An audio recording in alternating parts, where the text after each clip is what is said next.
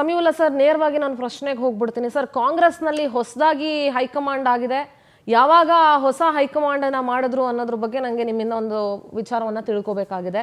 As per D K Shivakumar, KPCC ಅಧ್ಯಕ್ಷರು ಆ statement ಕೊಡ್ತಾರೆ, ಯತೀಂದ್ರ ಅವರೇ ನಮ್ಮ ಹೈಕಮಾಂಡ್ ಅಂತ ಹೇಳುವಾಗ, ಸೊ ಯಾವಾಗ ಯತೀಂದ್ರ ಅವ್ರಿಗೆ ಹೈಕಮಾಂಡ್ ಅಂತ ಇಲ್ಲೊಂದು ಹೊಸ ಹೈಕಮಾಂಡ್ ಯಾವಾಗ ಮೈಸೂರಲ್ಲಿ ಯಾವಾಗ ಒಂದು ಹೊಸ ಹೈಕಮಾಂಡ್ ಸೃಷ್ಟಿ ಆಯಿತು ಅನ್ನೋದ್ರ ಬಗ್ಗೆ ಒಂದು ಚರ್ಚೆ ಮಾಡಬೇಕು.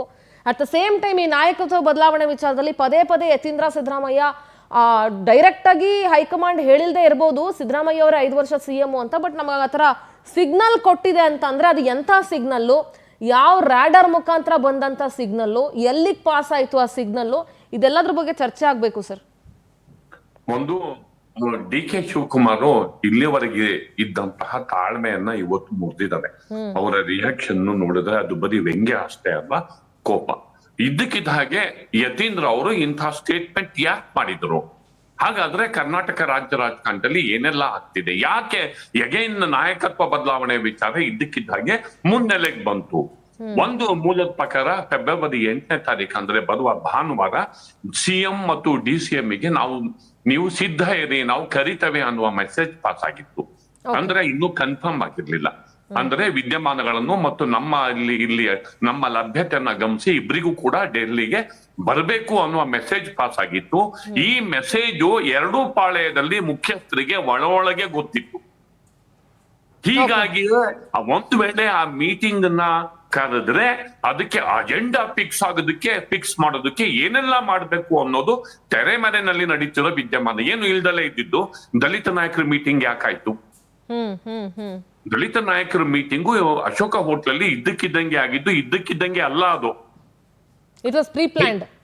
ಹೈಕಮಾಂಡ್ ಸಿಎಂ ಮತ್ತು ಡಿ.ಸಿ.ಎಂ ಇಬ್ಬರಿಗೂ ಕರೆಯುವ ಸುಳಿವನ್ನ ಕೊಟ್ಟ ಹಿನ್ನೆಲೆಯಲ್ಲಿ ಒಂದು ವೇಳೆ ಇಂಥದ್ದೊಂದು ಮೀಟಿಂಗ್ ನಡೆದ್ರೆ, ಈ ಮೀಟಿಂಗ್ ಅಲ್ಲಿ ನಾಯಕತ್ವದ ವಿಚಾರ ಪ್ರಸ್ತಾಪಕ್ಕೆ ಬಂದ್ರೆ, ಒಂದು ವೇಳೆ ರಾಜೀನಾಮೆ ಕೊಡುವಂತ ಪರಿಸ್ಥಿತಿ ಬಂದ್ರೆ ಮುಂದಿನ ಮುಖ್ಯಮಂತ್ರಿ ಪರಮೇಶ್ವರ್ ಅವ್ರನ್ನ ಮಾಡ್ಬೇಕು, ಅದು ದಲಿತರನ್ನ ಮಾಡ್ಬೇಕು ಅಂತ ಪ್ಯಾರಲಲ್ ಆದ ಒಂದು ಸ್ಟ್ರಾಟಜಿಯನ್ನ ರೂಪಿಸೋದಕ್ಕೆ ನಡೆದಂತಹ ಸಭೆ, ಏಕಾಏಕಿ ನಡೆದಿದ್ದಲ್ಲ. ಮತ್ತು ಯತೀಂದ್ರ ಮಾತಾಡಿರೋದು ಕೂಡ ಅದೇ ಕಾಂಟೆಕ್ಸ್ಟ್ ಅಲ್ಲಿ ಇದ್ದಕ್ಕಿದ್ದಂಗೆ ಮಾತಾಡಿದ್ದೇನಲ್ಲ. ನಮಗೆ ಅನ್ಸುತ್ತೆ ಇದ್ದಕ್ಕಿದ್ದಂಗೆ ಅಂತ. ಒಂದು ಕ್ವೆಶ್ಚನ್ ಸರ್, ಯಾರಿಗೂ ಪಕ್ಷ ಅಂದ್ಮೇಲೆ ಎಲ್ರಿಗೂ ಒಂದೇ, ನೋಬಡಿ ಇಸ್ ಅಬೌವ್ ದೇರ್ ಪಕ್ಷ ಪಾರ್ಟಿ ಅಂತೆಲ್ಲ ಹೇಳಿದ್ಮೇಲೆ what special for Yathindra? I don't understand sir. ಬೇರೆ ಎಲ್ಲರೂ ಬಾಯಿ ಮುಚ್ಕೊಂಡು ಇರ್ಬೇಕಾದ್ರೆ ಏನ್ ಯತೀಂದ್ರಂದ್ ಏನಿಲ್ಲಿ? What is his role? Exactly ಯಾಕೆ ಅಂತಂದ್ರೆ ತುಂಬಾ ಜನ ಕಾಂಗ್ರೆಸ್ಸಿಗರು ಅಥವಾ ಶಿವಕುಮಾರ್ ಬೆಂಬಲಿಗರು ಒಬ್ರು ಶಾಸಕರು ಹೇಳಿದ್ರು, ಏನ್ ಪಾರ್ಟಿ ಕಟ್ಟಿದ್ದಾರೆ ಯತೀಂದ್ರ, ಪಾರ್ಟಿಗೋಸ್ಕರ ಏನ್ ಮಾಡಿದ್ದಾರೆ, ಪಾರ್ಟಿ ಎಲ್ಲೆಲ್ಲಿ ಯಾರ್ಯಾರು ವರ್ಕರ್ಸ್. ಇನ್ನೊಂದು ಪ್ರಶ್ನೆ ಇಟ್ಬಿಡ್ತೀನಿ ಸಮೀವುಲ್ಲಾ ಸರ್, ಯತೀಂದ್ರ ಸಿದ್ದರಾಮಯ್ಯನ್ಗಿಂತನೂ senior most and experience leaders Congress ಅಲ್ಲಿ ಬಹಳಷ್ಟು ಜನ ಇದ್ದಾರೆ. For that matter Yathindra Siddaramaiah was a by fluke ಬಂದಂತ ಪೊಲಿಟಿಷಿಯನ್. ಅವರು he was not at all a politician. ಈಗ್ಲೂ ಎಷ್ಟು ಮಟ್ಟಿಗೆ ಅವ್ರ ಜವಾಬ್ದಾರಿ ಅವ್ರು ನಿಭಾಯಿಸ್ತಾ ಇದ್ದಾರೆ ಅನ್ನೋದು ಬಹಳಷ್ಟು ಜನ ಗೊತ್ತಿದೆ ಅವ್ರ ಸುತ್ತಮುತ್ತ ಇರೋರಿಗೆ. ಸೊ ಅವ್ರಿಗಿಂತ ಸೀನಿಯರ್ ಲೀಡರ್ಸ್ ಮೇಲೆ ಪಾರ್ಟಿ ಕಂಟ್ರೋಲ್ ಇದೆ. Why party is not able to control Yathindra Siddaramaiah sir? Exact. ಈಗ ಆ ಪ್ರಶ್ನೆ ಉದ್ಭವ ಆಗುತ್ತೆ. ಈಗ ಅದಕ್ಕೆ ಈಗ ನೀವೇ ತೋರಿಸಿದ್ರೆ ಇಕ್ಬಾಲ್ ಹುಸೇನ್ ಅವರ ರಿಯಾಕ್ಷನ್ ಬರ್ತಾ ಇದೆ. ಇಕ್ಬಾಲ್ ಹುಸೇನ್ ಅವರ ರಿಯಾಕ್ಷನ್ ಅಲ್ಲಿ ಏನ್ ಹೇಳ್ತಾರೆ ಅಂತಂದ್ರೆ, 2 ಡೇಟ್ ಅವ್ರು ಕೊಟ್ಟಿದ್ರು, ಈಗ 3ನೇ ಡೇಟ್ ನಾವು ಕೊಡ್ತೀವಿ ಅಂತಾರೆ. ಹೌದು, ಅದ್ರಲ್ಲಿ ಅದು ಇಟ್ ಇಸ್ ವೆರಿ ಸೀರಿಯಸ್. ಅದು 3ನೇ ಡೇಟ್ ನಾವು ಕೊಡ್ತೀವಿ ಅಂತಂದ್ರೆ ನಾವು ಸುಮ್ನಿರಲ್ಲ, ನಾವು ಗಲಾಟೆ ಮಾಡ್ತೀವಿ. ಯಾರೋ ಎಲ್ಲ ಮಾತಾಡಿದ್ರೆ ನಾವು ಕೇಳ್ಕೊಂಡು ಸುಮ್ನಿರ್ಬೇಕಾ? ಸುಮ್ನಿದ್ದಕ್ಕಿದ್ದಂಗೆ ಅಂತ ಯತೀಂದ್ರ ಅವ್ರಿಗೆ ಡೈರೆಕ್ಟ್ ಆಗಿ ಅಂತಾರ.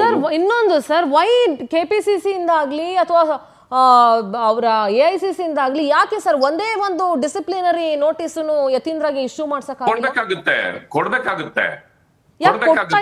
What is the agenda behind that? 2 notice Iqbal Hussain ಕೊಟ್ರು, 2 ಚನ್ನಗಿರಿ ಶಾಸಕರಿಗೆ, 2 ಶಿವಗಂಗಾ ಅವರಿಗೆ ಕೊಟ್ರು. ಹೌದು, 2 ನೋಟಿಸ್ ಕೊಟ್ರು. 2 ನೋಟಿಸ್ ಕೊಟ್ಟು ಇವ್ರಿಗೆ ಒಂದು ಇಲ್ಲ ಅಂತ ರಂಗನಾಥ್ಗೂ ಕೊಟ್ಟಿದ್ರು ಸರ್.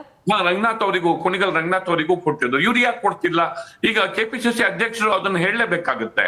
ಅಟ್ಲೀಸ್ಟ್ ಈ ಸ್ಟೇಟ್ಮೆಂಟ್ ಅನ್ನ ಶಿಸ್ತು ಸಮಿತಿ ರೆಫರ್ ಮಾಡ್ಬೇಕಾಗಿ ಬರುತ್ತೆ. ಯಾಕೆ ರೆಫರ್ ಮಾಡ್ತಿಲ್ಲ ಅಂದ್ರೆ ಅಲ್ಲಿಗೆ ಒಂದ್ ಕಣ್ಣಿಗೆ ಸುಣ್ಣ, ಇನ್ನೊಂದ್ ಕಣ್ಣಿಗೆ ಬೆಣ್ಣೆ, ಇಲ್ಲಿ ತಾರತಮ್ಯ ನಡೆದಿದೆ ಅಂತ ಅನ್ಬೇಕಾಗುತ್ತೆ.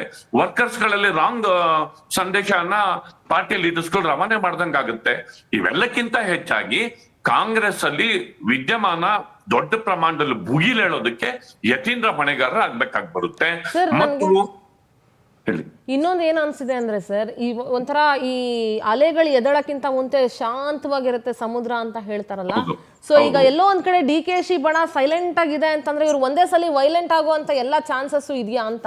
ಎಕ್ಸಾಕ್ಟ್ಲಿ. ಯಾಕೆಂದ್ರೆ ಅವ್ರು ಆತರ ಸ್ಟೇಟ್ಮೆಂಟ್ ಮಾಡಿ ಅವರೇ ಹೈಕಮಾಂಡ್ ಅಂತಂದ್ರೆ DCM ಸಿಟ್ಟಲ್ಲಿ ಹೇಳಿರೋದು. ಹೌದು, ಅವ್ರು ಸುಮ್ಮನಿರಲ್ಲ. ಈಗ ಇಂಥದ್ದೊಂದು ಮೀಟಿಂಗು ಕೂಡ ಹೈಕಮಾಂಡ್ ನಮಗೆ ಕರೆದಿಲ್ಲ, ಇಲ್ಲಿ ನೋಡಿದ್ರೆ ಬೇಕಾಬಿಟ್ಟಿ ಸ್ಟೇಟ್ಮೆಂಟ್ ಅವ್ರ ಮಗ ಮಾಡ್ತಿದ್ದಾರೆ ಅಂತಂದ್ರೆ ಈಗ ಯಾವ ಹಿರಿಯ ನಾಯಕರು ಕೂಡ ಸುಮ್ಮನಿರಕ್ ಸಾಧ್ಯ ಇಲ್ಲ ಈಗ. ಸರ್, ಅಥವಾ ಅಟ್ ದ ಸೇಮ್ ಟೈಮ್ ಯತೀಂದ್ರನ್ ಮುಖಾಂತರ ಸಿದ್ದರಾಮಯ್ಯ ಅಂಡ್ ಟೀಮ್ ಏನಾದ್ರು ಅದನ್ನ ಪದೇ ಪದೇ ಹೇಳಿಸಿ ಇವ್ರನ್ನ ಪ್ರವೋಕ್ ಮಾಡ್ತಿದಾರ ಹೇಗೆ ಸರ್?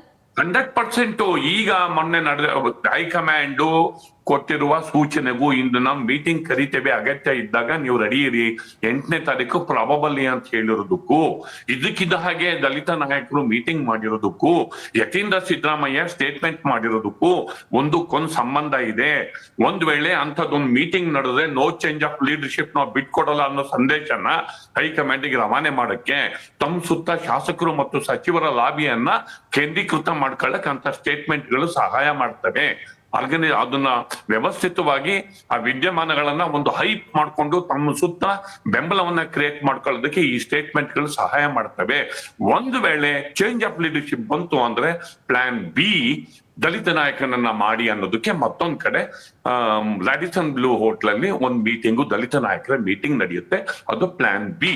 ಹೀಗಾಗಿ ಈ ಡೆವಲಪ್ಮೆಂಟ್ ಅಂತರ್ಗತವಾಗಿ ನಡೀತಿದ್ದಂತಹ ಡೆವಲಪ್ಮೆಂಟ್ಗಳಿಗೆ ಪೂರಕವಾಗಿ ಈಗ ನಮಗೆ ಕಂಡು ಬರ್ತದೆ. All right sir, thank you Samiulla sir, thank you so much for your information. Thank you. ಒಟ್ಟಾರೆಯಾಗಿ ಕಾಂಗ್ರೆಸ್ನಲ್ಲಿ ನಡೀತಾ ಇರುವಂತಹ ಬೆಳವಣಿಗೆಗಳು ಇಷ್ಟರಲ್ಲೇ ಇನ್ನೂ ದೊಡ್ಡ ಮಟ್ಟದಲ್ಲಿ ಭುಗಿಲೇಳುವಂತಹ ಸಾಧ್ಯತೆ ಇದೆ. DK ಶಿವಕುಮಾರ್ ಅವರ ಇವತ್ತಿನ ಮಾತಿದೆಯಲ್ಲ ಯತೀಂದ್ರ ಸಿದ್ದರಾಮಯ್ಯ ಅವರ ಮೇಲೆ ವಿಚಾರದಲ್ಲಿ, ಅದು ಒಂಥರ ಎಚ್ಚರಿಕೆ ಅಂತ ಹೇಳಿದ್ರೆ ಕೂಡ ತಪ್ಪಾಗೋದಿಲ್ಲ. ನೋಡೋಣ ಮುಂದಿನ ದಿನಗಳಲ್ಲಿ DCM DK ಬಣ ಏನೆಲ್ಲ ನಿರ್ಧಾರಗಳನ್ನ ತೆಗೆದುಕೊಳ್ಳುತ್ತೆ ಅಂಡ್ ಕಾಂಗ್ರೆಸ್ ಹೈಕಮಾಂಡ್ ಇದನ್ನ ಸೀರಿಯಸ್ ಆಗಿ ಕನ್ಸಿಡರ್ ಮಾಡುತ್ತೋ ಇಲ್ವೋ, ಯತೀಂದ್ರ ಅವ್ರಿಗೆ ನೋಟಿಸ್ ಜಾರಿ ಮಾಡ್ತಾರೋ KPCC ಅಧ್ಯಕ್ಷರು ಇಲ್ವೋ ಅಂತ ಕಾದ್ ನೋಡೋಣ. ನೋಡ್ತಾ ಇರಿ ಪವರ್ ಟಿವಿ, ಇದು ನಿಮ್ಮ ಶಕ್ತಿ.